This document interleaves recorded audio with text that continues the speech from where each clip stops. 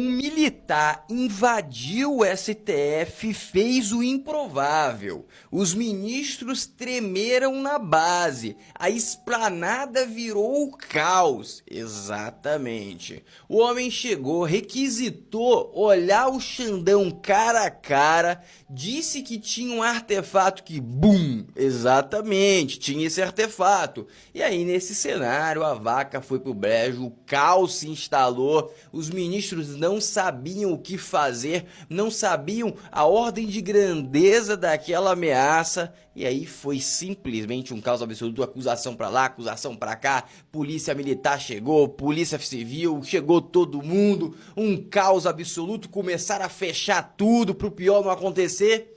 Vou te explicar detalhadamente o que aconteceu, botar a matéria, mas a gente está começando a perceber que o brasileiro não tem sangue de barata. Você bate, uma hora o cara fica, pô, o que está acontecendo? Não estou aguentando mais isso. E aí começa a ter esses outliers. E obviamente que qualificaram ele de uma forma obscura, vamos dizer assim. Você vai tirar suas próprias conclusões. Outro ponto muito relevante que a gente vai falar aqui é o aviso do Trump. O Trump avisou, ele e a equipe dele vão assistir o julgamento do Bolsonaro ao vivo.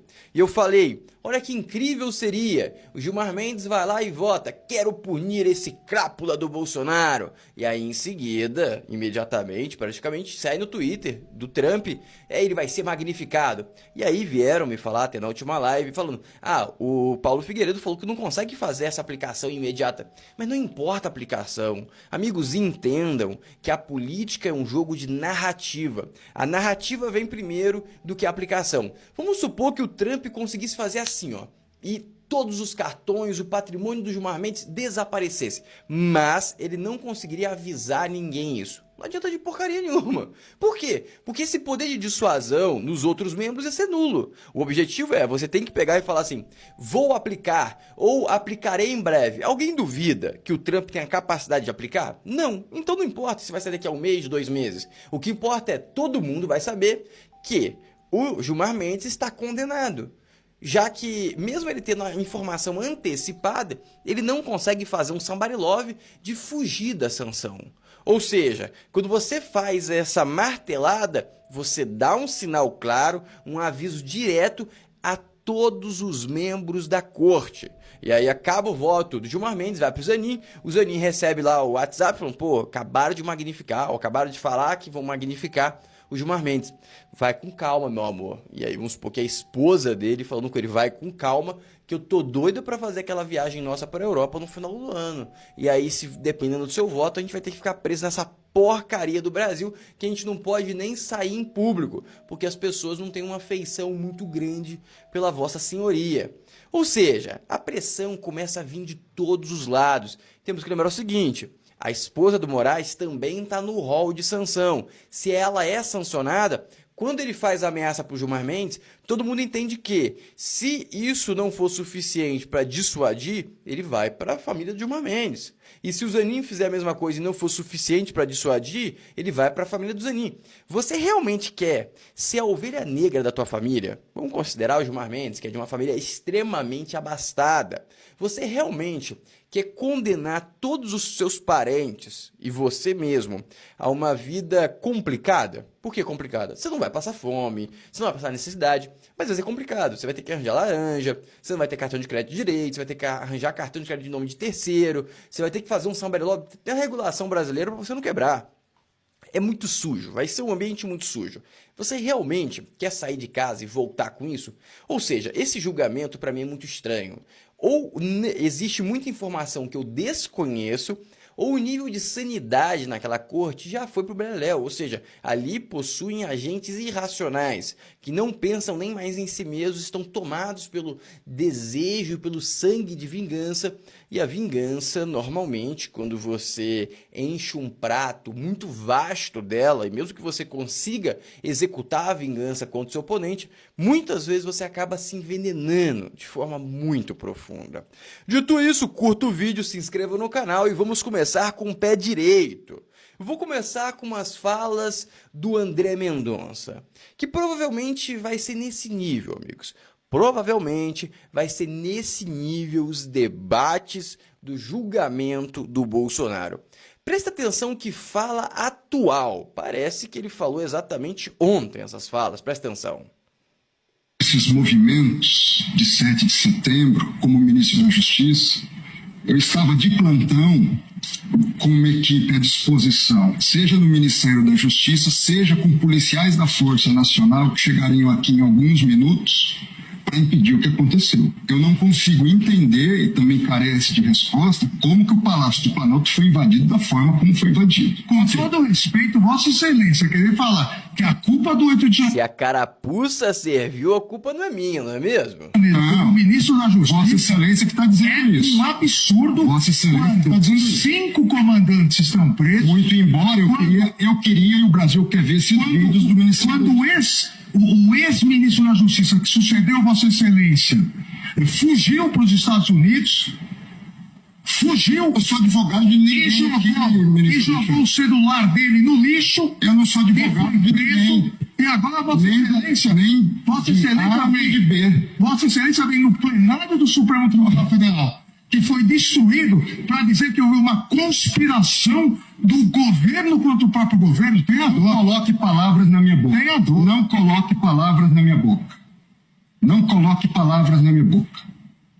O pau quebrou. Eu adoro Vossa Excelência. Em todos esses movimentos... E aí eu provoco vocês o seguinte: por que na invasão do militar não faltou defesa? Na invasão que aconteceu ontem. Por que não faltou defesa? É uma pergunta boa, né? Mas a gente vai ter uma resposta daqui a pouco. Agora vamos segurar aqui pro desespero completo do Maduro. E eu vou te falar, esse desespero do Maduro reflete o desespero em breve do próprio governo Lula. Anotem o que eu tô falando, presta atenção. Os Estados Unidos aumentaram a pressão e decidiram enviar mais um navio de guerra para perto da Venezuela. O governo americano começou a deslocar militares e embarcações há quase 2 semanas, sob o pretexto de combater o narcotráfico no país de Nicolás Maduro. O novo navio atracou no Canal do Panamá ontem, vindo do Oceano Pacífico. É um cruzador projetado para defesa aérea e capaz de atacar com mísseis de longo alcance. À noite, o navio atravessou o canal em direção ao Caribe.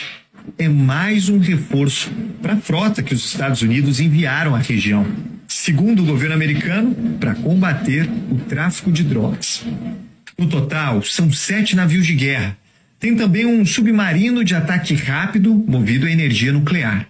4.500 marinheiros e fuzileiros navais estão a bordo. E Stephen Miller, um dos chefes... Segundo o analista, apenas um navio desse é suficiente para destruir toda a frota naval da Venezuela. Ou seja, eles estão colocando uma força muito maior. Mas temos que levar em consideração que todo esse exército que está sendo noticiado, que está lá, que são 4.500 soldados, não tem capacidade de fazer uma invasão militar da forma tradicional que a gente conhece na Venezuela. Então temos 2 pontos aí antagônicos. O gabinete de Trump afirmou ontem que a missão é desmantelar cartéis e facções terroristas estrangeiras no hemisfério. O presidente Donald Trump disse que combater os cartéis de drogas é um objetivo central do governo. Ele autorizou o Pentágono a usar força militar em outros países contra essas organizações criminosas. Mas não está claro como, quando e onde o efetivo lá no Caribe vai atuar. O cerco militar acendeu o alerta para uma possível intervenção na Venezuela. Oficialmente, as autoridades americanas não falam em invadir o país. Mas ao comentar a crise, a porta-voz da Casa Branca chegou a dizer que o governo planeja usar todo o poderio dos Estados Unidos contra o tráfico de drogas. Washington considera o regime venezuelano um cartel narcoterrorista e acusa Maduro de ser o chefe da organização criminosa. O governo americano dobrou a recompensa pela captura do ditador para o valor de 50 milhões. E eu te pergunto, qual que é a opinião do Maduro? O que ele acha? Será que ele acha que vai ter ataque ou não? Eu acho que essa notícia vai fazer você tirar a mesma conclusão que eu. costa da Venezuela. Em uma carta assinada por Maduro e endereçada ao secretário-geral da organização, o líder chavista chama a presença militar dos Estados Unidos na América Latina de ameaça gravíssima. A nossa correspondente Priscila Yasbeck tem os detalhes para a gente ao vivo de Nova York. Boa noite, Priscila. Olha o homem desesperado aí, gente. Oi, Leandro, boa noite a todos que nos acompanham. Nicolás Maduro, então, se manifestou por meio dessa carta, que também foi publicada nas redes sociais da chancelaria venezuelana, e que diz que a movimentação americana é uma gravíssima ameaça, como você disse. É uma carta endereçada ao secretário-geral da ONU, Antônio Guterres, e, segundo Maduro, a situação chegou a um nível de ameaças sem precedentes, arriscando a paz e a segurança na América Latina. Ele também diz que a humanidade e essa organização, se referindo à ONU, não podem permitir que em pleno século XXI ressurjam políticas de força que ponham em risco a paz e a segurança internacionais, e diz também que a Venezuela reitera seu compromisso com o direito internacional e a solução pacífica das controvérsias. Antes disso, também, o embaixador da Venezuela na ONU, Samuel Moncada, também tinha dito que a Venezuela não representa uma ameaça para ninguém e que a verdadeira ameaça na região é a presença de armamento militar e nuclear dos Estados Unidos no Caribe.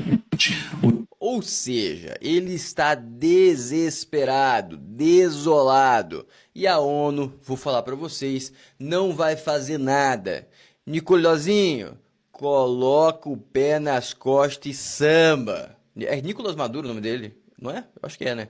Ou seja, o Maduro tá mais desesperado do que cego em tiroteio, mas você não estaria? Um monte de navio na tua porta, mais navios chegando, você provavelmente vai ficar sem o seu tráfico de drogas, o seu dinheiro vai acabar em breve. Como que você vai sustentar toda essa mobilização que você está fazendo? Tem esse ponto, entendem? A Rússia, a China e o Irã não vão conseguir financiar. Você não vai conseguir seu tráfico de droga para trazer dinheiro para dentro. Ou seja, talvez a estratégia dos Estados Unidos seja realmente lutar contra o tráfico de drogas e simplesmente asfixiar o governo Maduro, que seria muito interessante.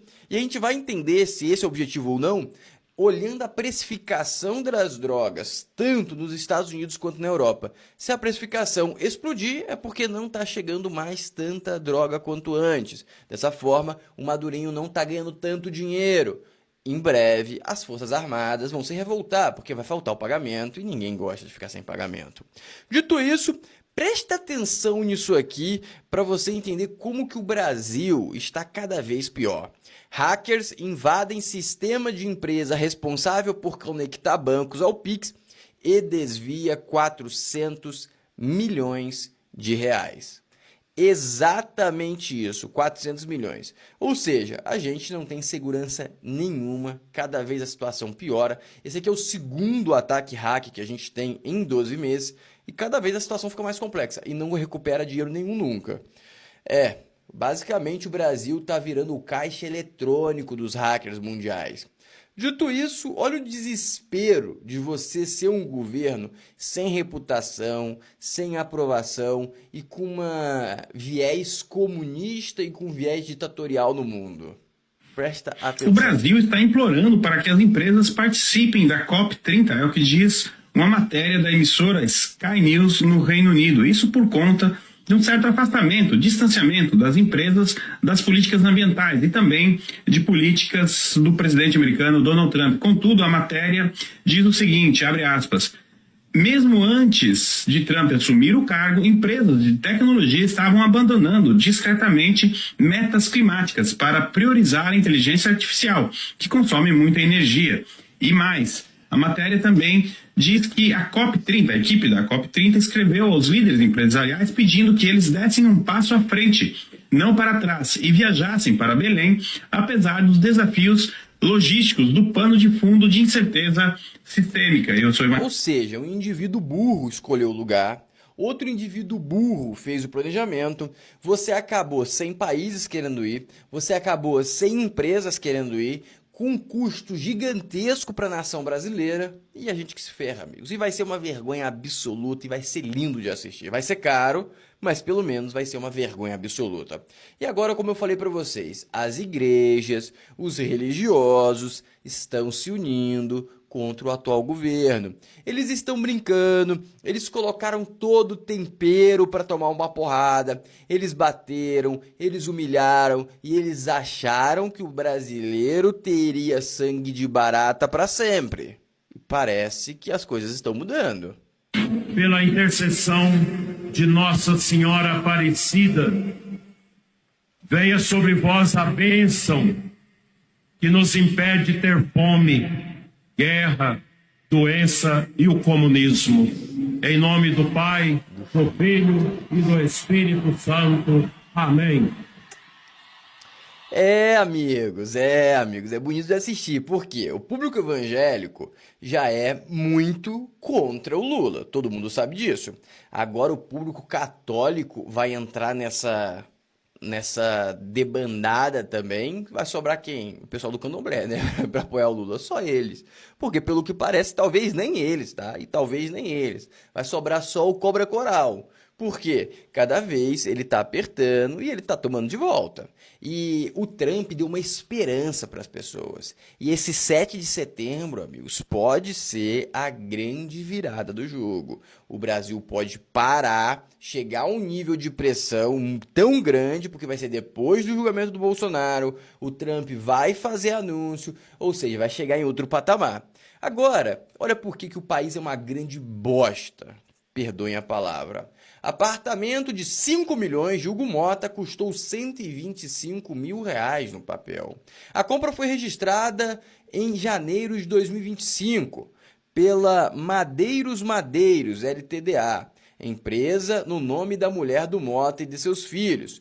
A construtora Massai, que vendeu o imóvel, firmou que recebeu 125 mil reais, uma fração do terreno, e não pelo apartamento. O UOL procurou o presidente da Câmara, até o momento Mota não respondeu. Vai responder o quê?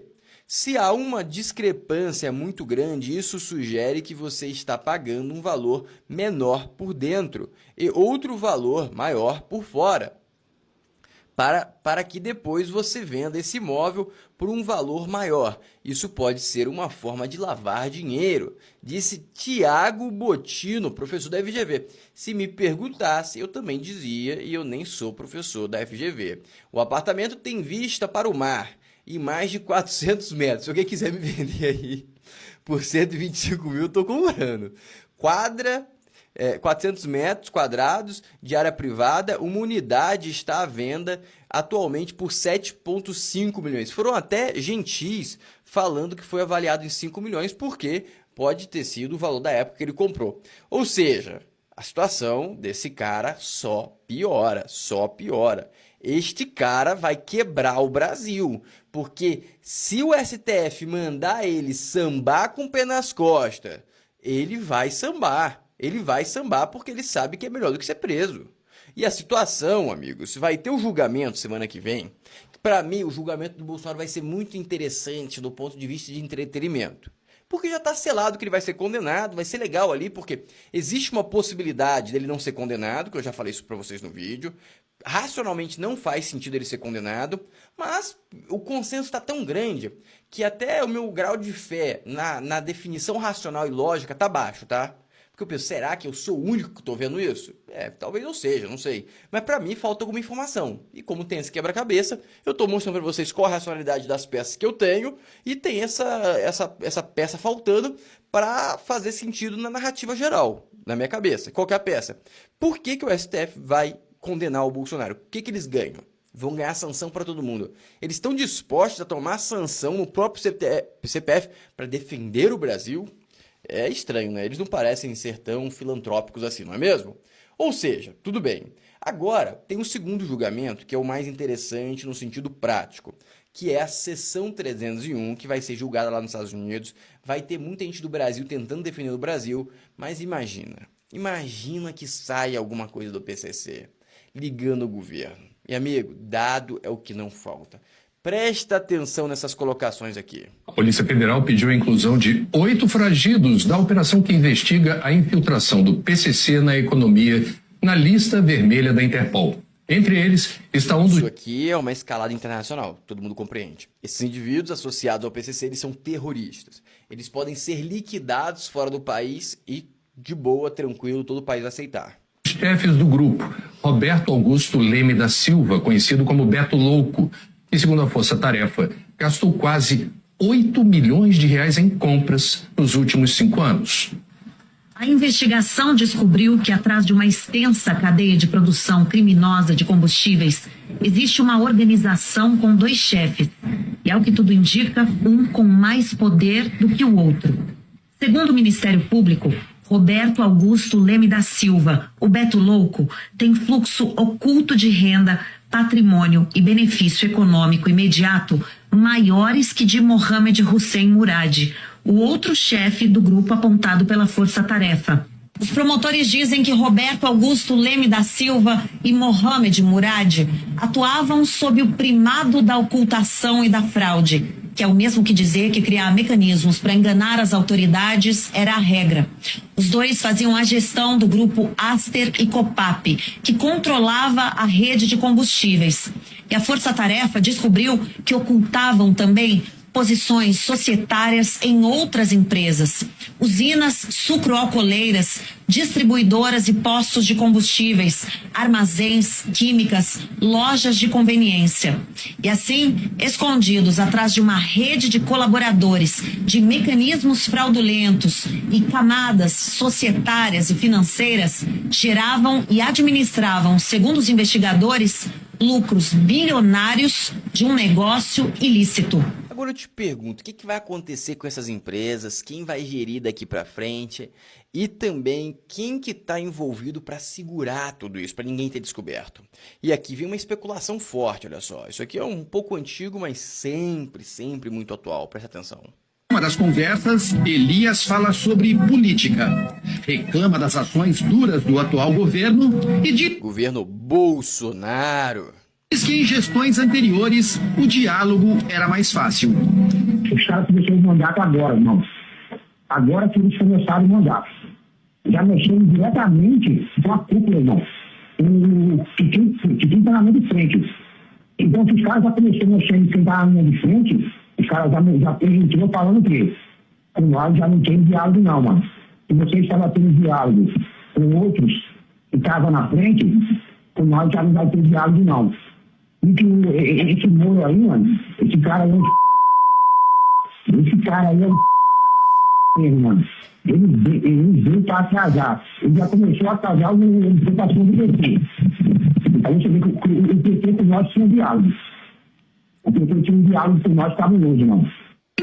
Se a gente fosse um país sério, só esse áudio seria o suficiente para você erradicar qualquer político do poder. Ou seja, ele tinha um diálogo cabuloso com o PT. Agora, o que falta? É os Estados Unidos comprovar esse diálogo em transações financeiras e mostrar, amigos, mostrar que a situação no Brasil é bem pior e que os terroristas estão inseridos na política. E esse é o maior prejuízo para a nação brasileira, taxar ele como os terroristas e ver o circo pegar fogo, que vai ser muito bonito de assistir. Dito isso, agora o que Datena falou foi chocante aqui. O Datena fez algumas colocações, lembrando que o Datena não é amigado do Bolsonaro, você percebe isso claramente. Mas mesmo assim o negócio foi tão esdrúxulo, que olha o que ele falou aqui. A Secretaria de Administração Penitenciária alertou a PGR que havia pontos cegos nesse monitoramento. Então, Alexandre de Moraes foi provocado pela PGR, que foi alertada pela SEAP, e hoje ele determinou que, a partir de agora, Jair Bolsonaro passa a ser monitorado por agentes penitenciários dentro de casa, do muro para dentro, mas respeitando aí o limite das áreas cobertas da casa. E esses agentes penitenciários também têm que ficar de olho na vizinhança, porque esse condomínio, as casas são muito coladinhas uma na outra e algumas são só divididas já não por um muro, mas pela parede da casa mesmo. Então, reforço na segurança lá também. Não, olha, a partir do momento em que disseram, olha, a Polícia Federal vai ficar à frente da casa do Bolsonaro. Ele já tinha sido determinado e ele já estava cumprindo a prisão domiciliar. Não é o Bolsonaro. Qualquer cara que cumpre prisão domiciliar tem que ter monitoramento, por exemplo, da Polícia Federal. Eu estou achando exagerado esse negócio de Bolsonaro pular muro. Primeiro que o Bolsonaro já tem uma certa idade e não consegue nem pular muro, eu acho. Eu, por exemplo, não consigo pular muro. Eu sou mais novo que ele. Você entendeu? Isso é um certo exagero. E depois, se o Bolsonaro fugir, para onde ele vai? Fala para mim para onde ele vai. Onde é que ele vai se esconder? USA. O Bolsonaro. O julgamento agora seria mané se ele fugisse. O julgamento começa agora terça-feira. E aí, se ele fugisse, ele ia para a cana mesmo. Mas é uma forma de determinar o que vai acontecer no julgamento. Essa pressão em cima do presidente Jair Bolsonaro e de todos os envolvidos já dá nota de como vai ser o julgamento. Pelo menos esse é meu modesto ponto de vista. Eu acho que eles vão tomar cana. Entendeu? Porque tem alguns exageros que não precisavam ser feitos. Tanto faz a Polícia Federal fora da casa dele como dentro da casa dele. Agora, se quer colocar dentro da casa dele, o ministro sabe o que está fazendo, é problema dele, é decisão judicial. Decisão judicial não se discute, cumpra-se. Mas que há exageros, desde o cara que fala que o Bolsonaro vai ficar 40 anos preso, não vai ficar 40 anos preso. No máximo a prisão é de 8, 9 anos, é o que eu acho. Mas eu acho, agora falar em 40 anos, olha, a polícia tem medo que o Bolsonaro pule o muro. Que é isso? Parece que nós estamos vivendo filme do Tom Cruise aqui, Resgate Impossível, não é nem Missão Impossível. Ou seja, é um cara que tá vendido aí, como vocês podem perceber claramente, mas ele começa a esboçar uma certa... Cara, vocês estão perdendo a linha. Colocar a polícia, imaginar que o Bolsonaro pula muro... Cara, como que o Bolsonaro tá bem fragilizado por causa da facada? O que estão fazendo com o homem é lamentável e eu reforço. Se esse cara toma o poder de novo, ele vai com sangue nos olhos. Se no primeiro mandato ele não flertou em quebrar as 4 linhas... Nesse segundo, se ele conseguir o poder, mesmo que seja de tabela, se ele tiver a oportunidade de jogar as 4 linhas na casa do... Ele vai jogar. E aí a situação vai ficar feia. É perseguição, é não sei o quê. Aí vai ser mesmo. E aí não vai ter como. Vocês estão batendo no cara, batendo em cachorro morto. Cachorro morto. Se ele conseguir reagir... Porque, você já colocou o cara em prisão domiciliar. Ele não demonstrou que quer fugir. Aí tu quer colocar um policial dentro. Eles estão cavando pro Bolsonaro fazer alguma besteira. Então, eles estão cavando, eles estão tentando apertar o cara para ele perder a racionalidade. Não perdeu. Mas ele pode não perder, mas o Trump pode perder. O negócio vai ficar bonito, não vai? Porque bater no Bolsonaro tá fácil. Vai bater no Trump, vamos ver se você aguenta quantos minutos. Tem fôlego? E agora vem a publicação, para você entender o que vai acontecer nos Estados Unidos, do Martin lá, que é o advogado do Trump. Na terça-feira, começa o julgamento do Jair Bolsonaro. E com ele, o mais recente capítulo da guerra do STF contra a dissidência. É um momento oportuno para assistir o discurso do VP, ou seja, o presidente J.D. Vance, em Munique. Não se pode conquistar um mandato democrático censurando seus oponentes ou colocando-os na cadeia. Bloquear a mídia, bloquear eleições ou excluir pessoas do processo político não protege nada. É a maneira mais infalível de destruir a democracia. Esse processo vergonhoso não está salvando a democracia. Em vez disso, está colocando a democracia brasileira em julgamento. É exatamente isso que está acontecendo. Todo mundo sabe que é isso que está acontecendo e a conta vai chegar. Presta atenção nessas colocações aqui. Os Estados Unidos estão preparando uma ofensiva contra ministros do Supremo Tribunal Federal. Conta pra gente que história é essa. Quem nos acompanha aqui no Bora, né? E bora então com essa informação exclusiva, informação apurada pelo nosso colega repórter Túlio Amâncio, aqui da Band Brasília, e de acordo com essa apuração do Túlio, os Estados Unidos já articulam, né, aplicar a lei Magnitsky contra ministros do Supremo Tribunal Federal, em específico da primeira turma do STF, que votarem contra, né, o ex-presidente Jair Bolsonaro. Na realidade, que votarem pela condenação do ex-presidente, ele que é alvo dessa denúncia, juntamente com outras 7 pessoas que seriam integrantes, de acordo com as investigações da Polícia Federal e também da denúncia da Procuradoria-Geral da República, seriam responsáveis pela organização, pela coordenação da chamada trama golpista, né, nesse processo sob suposta tentativa de aplicação de golpe de Estado no Brasil. De acordo com essa apuração do Túlio Amâncio, na semana que vem, pelas redes sociais, já deve haver manifestação nesse sentido por parte do secretário de Estado Marco Rubio e também do vice dele, Christopher Landau. Os Estados Unidos... Ou seja, eles vão ser condenados ao ostracismo econômico.